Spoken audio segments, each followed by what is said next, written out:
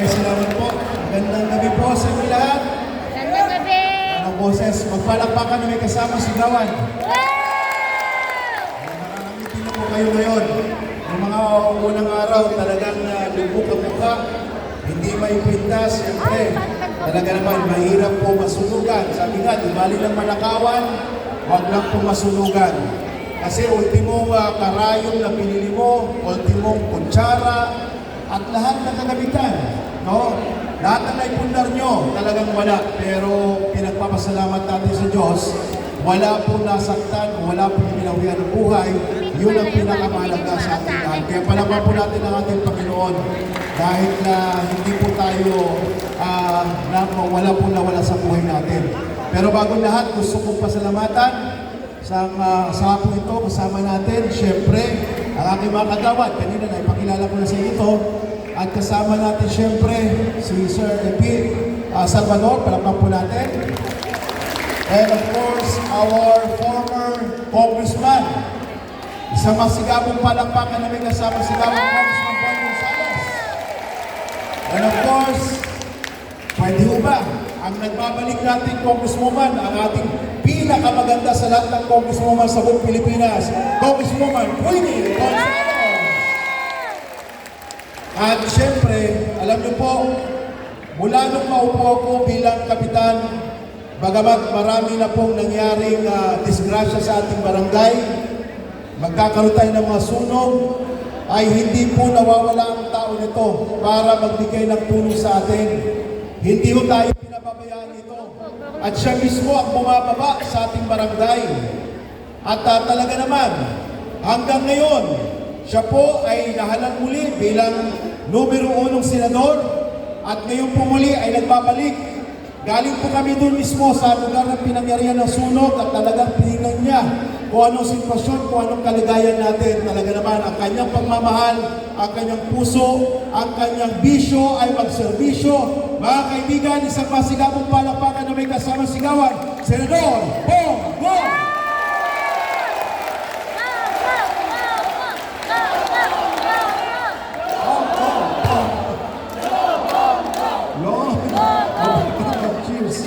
At syempre, talaga naman, bagamat ang ating mahal na Mayora Menchi, dahil ang dami pong schedule ngayon, so kaya po, pinaparating po ng ating Mayor, Menchi Abalos, Senador, ang kanya pong pasasalamat sa inyo pong walang sawang pagtulong, lalo tingin sa Barangay Editions. Maraming salamat po.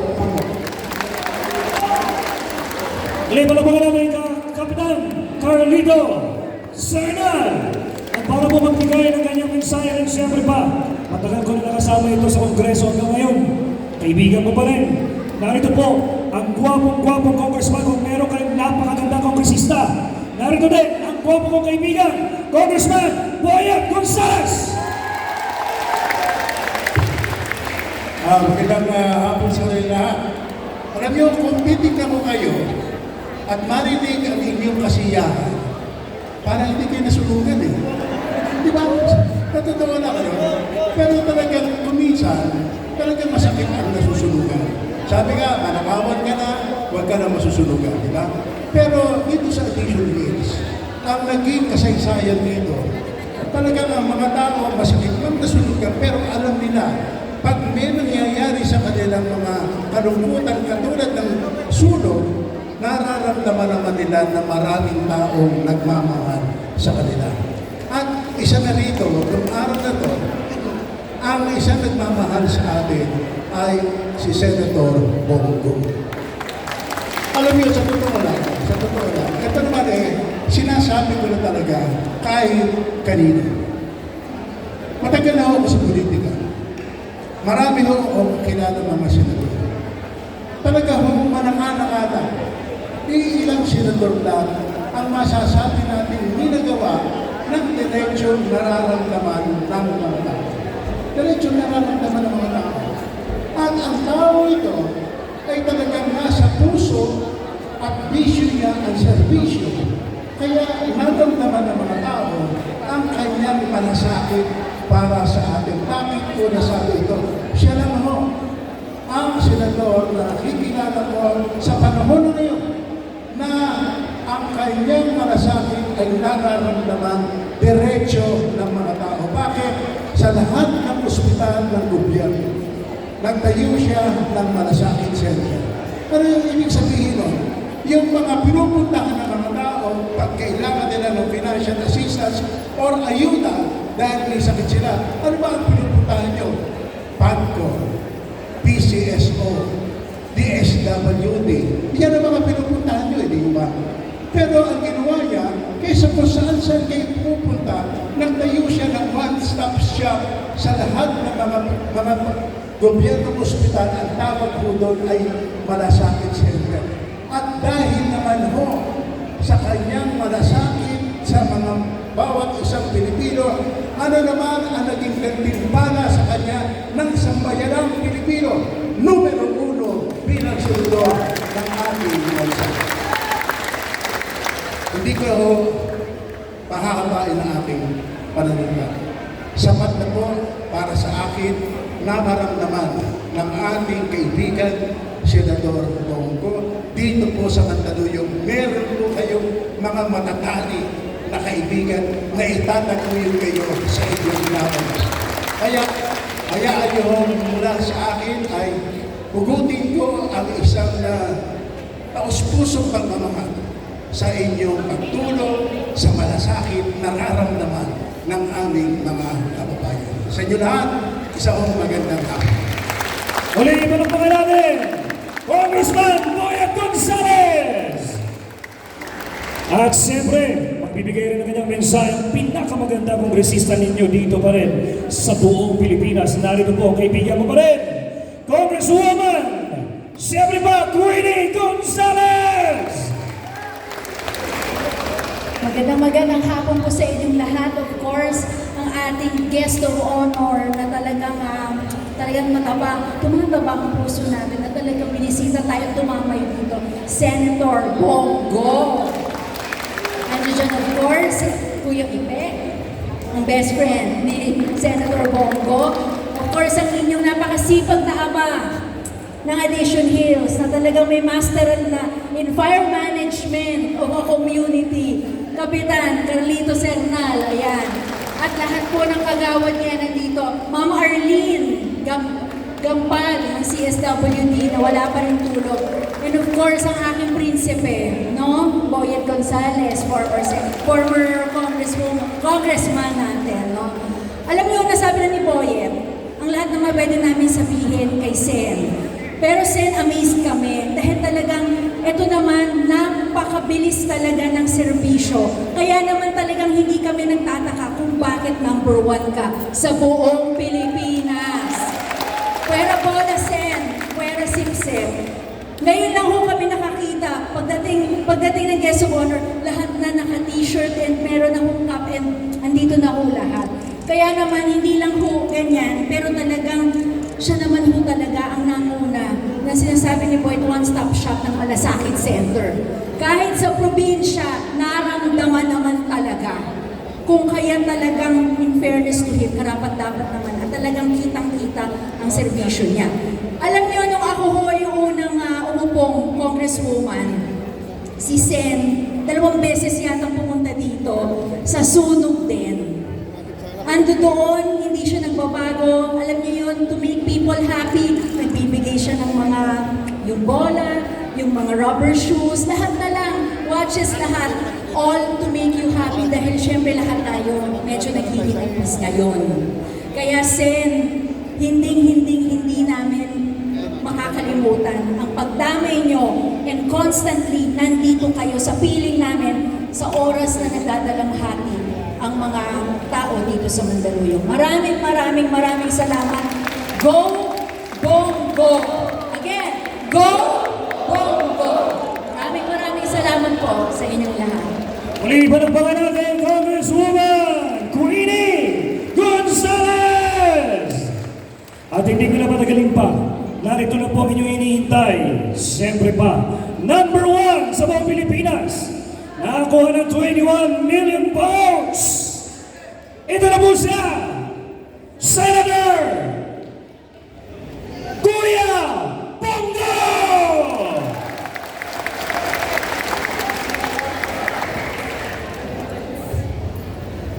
Magandang hapon po sa inyo lahat. Kindly sit down. Unang-una, kanina kasi pinuntahan ko yung lugar na kung saan talaga mismo nasunugan. Pinasok ko, nag-motor nga ako doon. Masikip yung daan, no? Alam nyo, naiyak nga ako kanina dahil merong estudyante doon na 11 estudyante, sinamahan nila yung classmate nila, nag-ambag-ambag sila, nagdala sila ng pagkain, noodles, bigas, tinapay, at iba pang kagamitan para iambag doon sa classmate nila. Nakikita niyo po yung pagbabayanihan po ng ating kapwa Pilipino. Nagdadamayan talaga at nagtutulungan. Sino yung nanay nung nasunugan na estudyante? Nina. Anong pangalan nun? Ayade. Si Jonel Ayade. Nakakatuwa. Nag-ambag na rin po ako ng pambili ng gamit niya. Binigay ko nga yung relo ko kanina sa kanya. Naawa ako sa bata at nakita niyo nagdadamayan. Kaya sa mga nasunugan na naririto, huwag ko kayo mawalan ng pag-asa. Tandaan natin, wala bang nasaktan, Kapitan Carlito? Wala. Parati po ako rito. Siguro mga pang-5 beses ko nang pumunta rito sa Addition Hills para mamigay ng tulong. Sa loob po ng 7 taon. 2 beses doon kami ni Congresswoman Queenie. Dikit-dikit kasi yung bahay dito sa Addition Hills at masisikip yung kalye papasok. Parati kong sinasabi sa inyo, magtulungan lang tayo. Ang gamit naman, nalalabhan. Ang damit, nalalabhan natin yan. Ang pera, kikitain natin yan. Ang gamit, nabibili yan. Pero yung perang kikitain ay hindi po nabibili ang buhay. A lost life is a lost life forever. Importante, buhay tayo, magtulungan po tayo. Kaya po kami naririto ngayon para tumulong po sa inyo sa abot ng aming makakaya, mga kababayan. At hindi po ako titigil sa aking trabaho dahil yan naman po ang aking sinumpaang tungkulin sa inyo. Kanina may lumapit sa akin, sabi niya, Sir, natulungan kami yung pasyente namin, yung natulungan rin ng Malasakit Center dito sa Mandaluyong, may Malasakit Center dito. Huwag ko kayo magpasalamat sa akin. Sa totoo lamang po, ako yung dapat magpasalamat sa inyo dahil binigyan niyo po ako ng pangalawang pagkakataon na makapagserbisyo po sa inyo. Maraming salamat po sa inyo lahat. At hindi ko po sasayangin yung binigay niyong pagkakataon. Maraming salamat po. Magtatrabaho po ako para sa inyo. Kanina nga, may bata. Nasabi ng bata, pagdaan ko, sabi niya, "Hoy, Bongo!" Sabi ko, "Hoy ka din!" Ibig sabihin, parang kapitbahay lang tayo. Parang magkakasama lang tayo. Huwag niyo ko ituloy na isang senador, kuya niyo lang po ang tawag sa akin. Wala po akong arte sa katawan kanina. Tuwing nadadaanan ko yung may paninda ng taba ng baka, pinakyaw ko, nilibre ko yung mga bata, kalbo na yung bola, sigaw-sigaw sila ng bola, pinabibigyan ko. At isang paraan po yan na ilayo natin ang mga kabataan sa masasamang bisyo through basketball, volleyball, o ano mang larangan ng sports. Kasi ako po ang chairman ng Committee on Sports sa Senado. Kaya iniinganyo ko kayo na mag-basketball, volleyball, o ano mang sports. Susuporta po ako sa sports. Kung may paliga rito si Congresswoman Queenie, interbarangay, tutulong po ako para ilayo natin ang mga kabataan sa masasamang bisyo po. At proud po ako bilang chairman ng sports since 2019. Nakamit natin ang first ever gold sa 2020 Olympics. Naka-twin gold naman tayo sa 2024 Paris Olympics kay Carlos Yulo, di ba? Suportahan natin ang ating mga atleta. Pagkinig ko lang po, meron tayong batas na ngayon na eskwelahan, National Academy of Sports. Isinabatas natin ito. Isa sa mga tumulong rin po, si Congressman, ano yun, sir? 18th Congress po yun na naipasa. So, panahon niyo po ni sir. Batas na po itong National Academy of Sports. Isa po ako sa author, co-sponsor, kung saan po meron ng eskwelahan sa New Clark City na pwede mag-aral at the same time mag-training ang student athletes. Walang masasakripisyo. Yan po ang plano kong paramihin pagdating ng panahon para sa Visayas at Mindanao. Meron na rin pong eskwelahan. Pwede mag-aral at the same time mag-training ang ating mga student athletes po, mga kababayan po. Nag-anyo ko yung bata, nag-basketball, binigay ko yung sapatos ko, nakatsinelas na tuloy ako ngayon. Kanina yung bata, sabi ko, shoot mo, pag na-shoot mo, ibigay ko sapatos. Binigay ko yung sapatos ko. Sa kanya yung bata. Ayun, sabi yun, ayun o. Basketball ka? Sa Lakers pa to, ayos. Ano raw? Isa pa. Ikaw, pag shoot out tayo, pag tinalo mo ako sa 3 points. Shoot out tayo mamaya, pagkatapos. Pag na-shoot ko, bigyan kita sapatos. Shoot out, shoot out.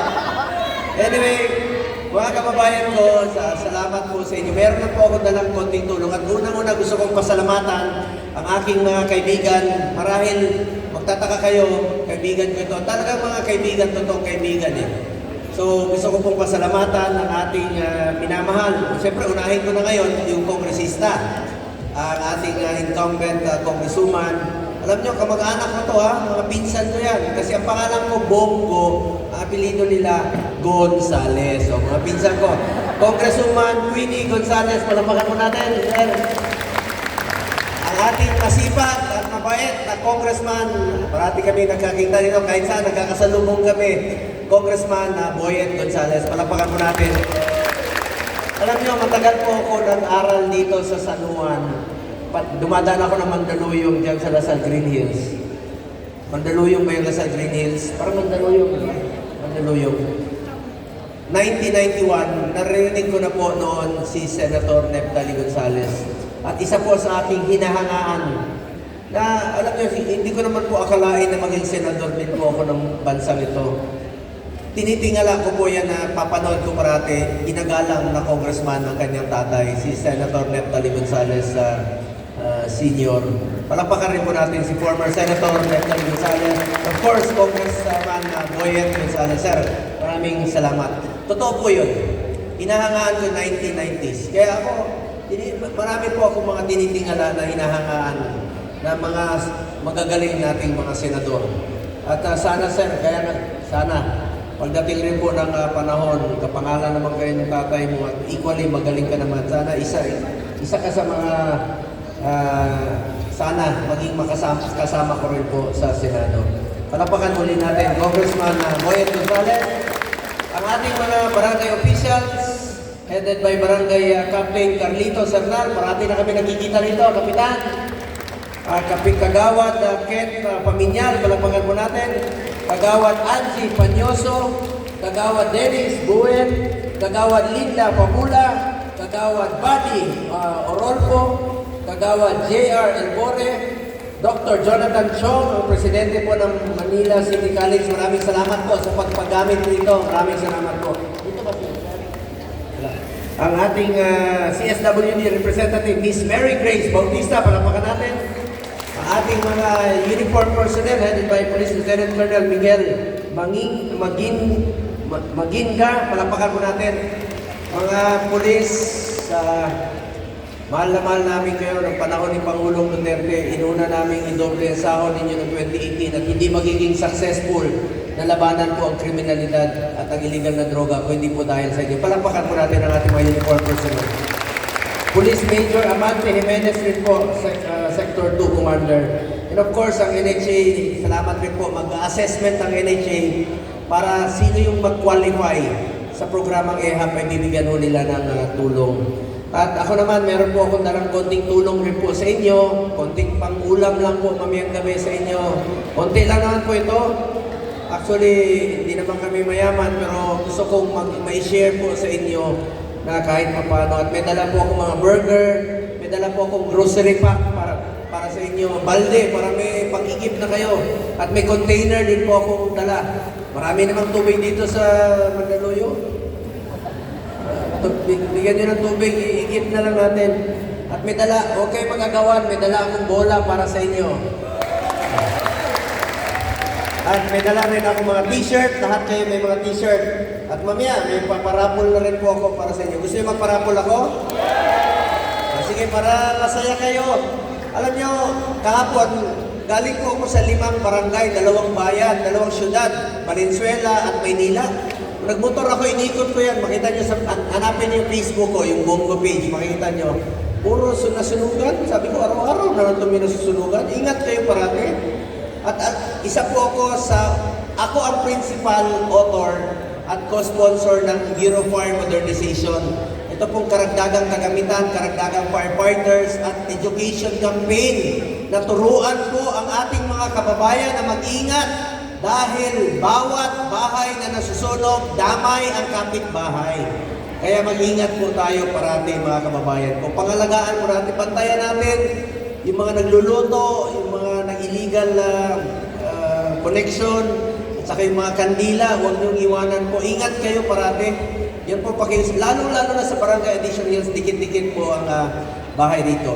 Pangalawa po, chairman po ako ng Committee on Health, Sports, and Youth sa Senado. 3 po ang aking naging prioridad. Malasakit Center, Super Health Center, at Regional Specialty Center. Naisa pa sa Malasakit Center, panahon pa noon ni Congressman Gonzales. Naisa patas po yan. It's a one-stop shop. Dito sa Mandaluyong, meron kayo Malasakit Center, punta kayo ng PCMC, punta kayo ng Heart Center, meron po PGH, lapitan nyo. Karapatan nyo po yan, pera nyo po yan, ibinabalik po sa inyo sa mabilis na paraan. Meron na 167 na Malasakit Center sa buong Pilipinas na laging handang tumulong po sa ating mga kababayan. Pangalawa po, ito pong Super Health Center. Iba rin po ito sa Malasakit Center. Ano po ang Super Health Center? Pwede po dyan yung panganganak, dental, laboratory, x-ray. Yung mga buntis, pwede manganak sa mga health center para mabawasan na po yung congestion ng mga hospital. It will help decongest the hospital. Diyan na kayo manganak yung mga buntis. Yung hindi pa buntis, may panahon pa kayo magpabuntis. Ito, after 9 months, di ba? Meron mga buntis dito, kanina Ako ang ninong ng inyong mga anak. So meron akong bagong kumare sa Addition Hills! Mare, kumusta nyo na lang ako kay kumpare, ha? So, may bagong kumare dito sa Addition Hills.